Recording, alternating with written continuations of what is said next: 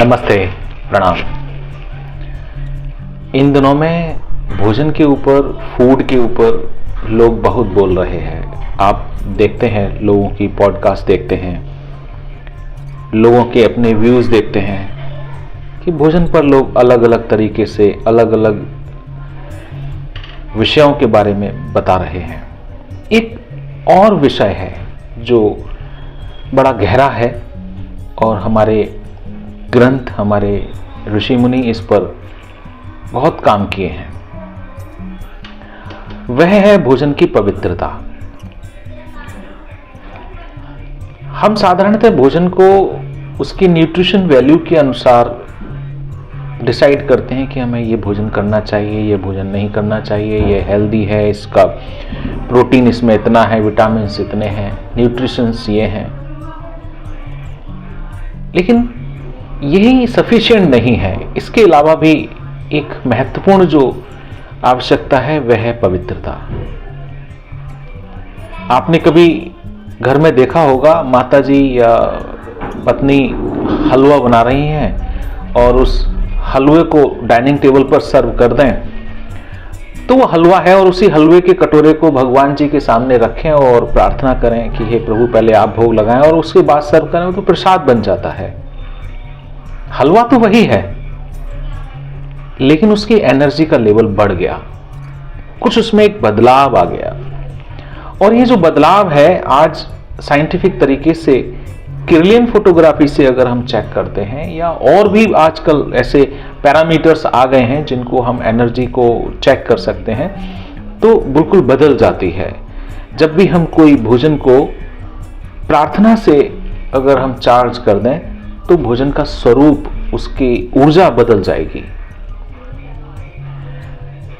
मैं आपको इसका एक उदाहरण देता हूं। एक बार एक सज्जन, एक संत पुरुष जेल में बंद हो गए। स्वतंत्रता के समय में बहुत सारे लोग जेल गए। उन्होंने रात को स्वप्न में देखते हैं कि अपनी मां को पीट पीट कर घर से बाहर निकाल रहे हैं।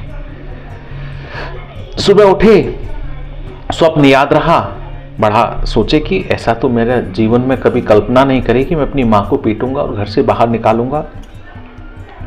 सोचा स्थान बदला है, कुछ ना कुछ प्रभाव होगा। उन्होंने मन से उस विचार को निकाल दिया। दूसरे दिन फिर सोए, फिर वही स्वप्न दोबारा से उनके मन में आया, स्वप्न में आई वही बात दोहराई कि अपनी मां को पीट पीट कर घर से बाहर निकाल रहे हैं। अब वो चिंतित हुए कि ऐसा हो क्यों रहा है। तो उन्होंने अपने एक मित्र से पूछा जो उनसे आध्यात्मिकता में ज्यादा श्रेष्ठ थे, तो उनसे जाना। तो उन्होंने कहा अपनी दिनचर्या देखो। जेल में क्या दिनचर्या होगी, खा लिए पी लिए, कुछ काम कर दिया और सो गए। तो उनके मित्र बोलते हैं जो खा रहे हैं पी रहे हैं पता करते हैं। तो पता किया, जो रसोईया भोजन बना रहा था वो अपनी मां को एक हफ्ते से पीट पीट कर घर से बाहर निकाल रहा था। उसके हाथ के बने हुए भोजन को जब वो कर रहे थे तो उनके मनस्थिति पर यह प्रभाव आया। तो ये जो भोजन की जो एक ऊर्जा है, इसको ग्रंथों में भी लिखा है, भावे ही विद्यते देवा तस्मात् भावो ही कारणम। भाव से बनाया गया भोजन ही सबसे ज्यादा सात्विक और लाभकारी है मनस्थिति के लिए। इसी क्रम में मैं आपको एक उदाहरण और देना चाहूंगा। साधारणतः जो थोड़ा मिडिल क्लास से हायर फैमिलियां होती हैं, उनमें लोग काम वालियां भोजन बनाती हैं, घर के काम सब काम वालियां करती हैं। और जो काम वाली होती है वो 3-4 घरों में खाना बना रही होती है, तो अपना टाइम से वो खाना बनाते हैं। और आजकल सब डाइट कॉन्शियस हो गए हैं, तो सब काम वालियों को पता होता है कि साहब 2 रोटी खाएंगे, मैम साहब 2.5 रोटी खाएंगी या 2 खाएंगी, और जो उनका बेटा है वो 2 खाएगा या 1 खाएगा। सबके हिसाब से आटा गूंथता है और उसी हिसाब से भोजन बनाया जाता है। एक दिन उनके लड़के ने 1 रोटी एक्स्ट्रा मांग ली, और वह रोटी जब मांगी, आटा तो उतना ही गूंथा था, खत्म हो गया। डिमांड आई, काम वाली मना नहीं कर सकती, लेकिन उसके माइंड में एक थॉट और चल रहा है कि मुझे अगले घर में जाना। ये कहां से आज इसके पेट में इतनी तेज भूख लगाई, और क्या क्या मन में विचार आए जिनको मैं शब्दों में कहूं कि नेगेटिव विचार। आज ही इसके पेट में आग लगनी थी, मुझे तो आज जल्दी से वहां दूसरे के घर में रोटी बनानी है। जल्दी जल्दी से मन मार के वो रोटी का आटा गूंद रही है और कच्चा पक्का जल्दी से सेक कर उसकी थाली में पटक कर जल्दी से भाग गई। क्या ये रोटी सही है? ऐसा भोजन हमारे मनस्थिति को कभी अच्छा नहीं रख सकता, और यह भोजन मनस्थिति को अगर ठीक नहीं रख सकता, वही मनस्थिति हमारे शरीर में रोगों को उत्पन्न करती है। और यही रोटी अगर मां बनाती, मेरा बेटा हमेशा 2 रोटी खाता है, आज तो उसने 1 एक्स्ट्रा मांगी है, और मन से आटा गूंदेगी और बहुत प्रेम से उसको सेकेगी और चुपड़ेगी अच्छे से कि मेरा बेटे ने आज बहुत दिनों में तीसरी रोटी की डिमांड की है। भाव बदल गया। भाव से भोजन में केवल ऊर्जा नहीं आती, हर चीज में ऊर्जा आती है। भाव प्रधान है। अगर हम भाव से अगर हम भोजन बनाते हैं तो उसका परिवार के मनस्थिति पर, परिवार के संबंधों पर बहुत प्रभाव पड़ता है, बहुत सकारात्मक प्रभाव पड़ता है। मैं आपको एक और उदाहरण देता हूं। एक फैमिली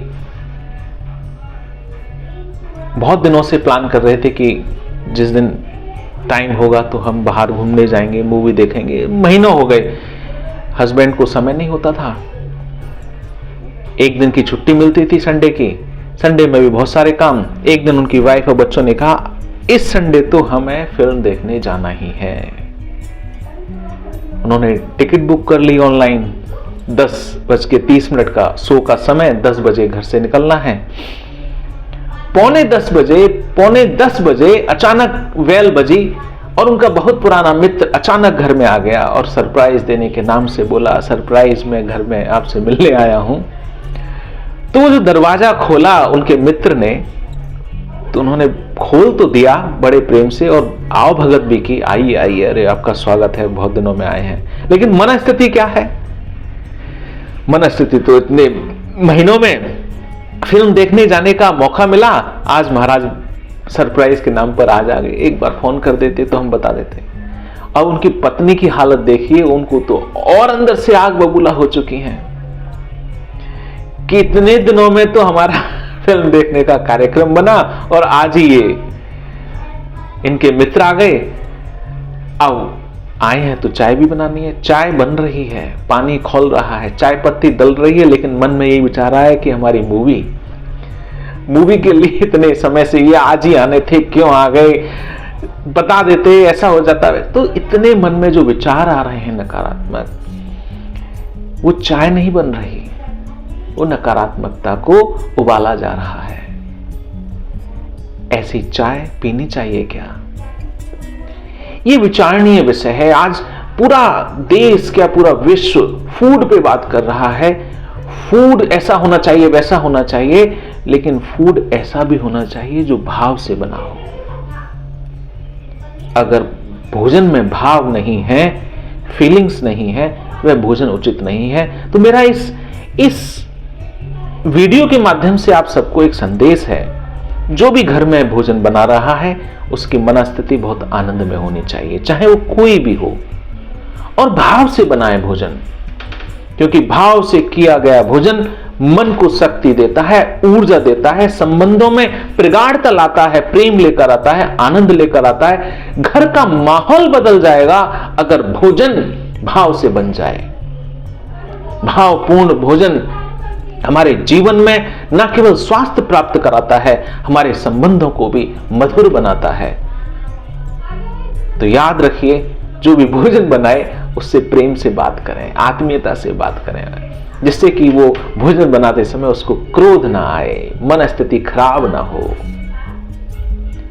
मेरा यही आप सबको संदेश है कि हमेशा भोजन भाव वाला ही करें, प्रसाद स्वरूप करें। हरि ओम, नमस्ते।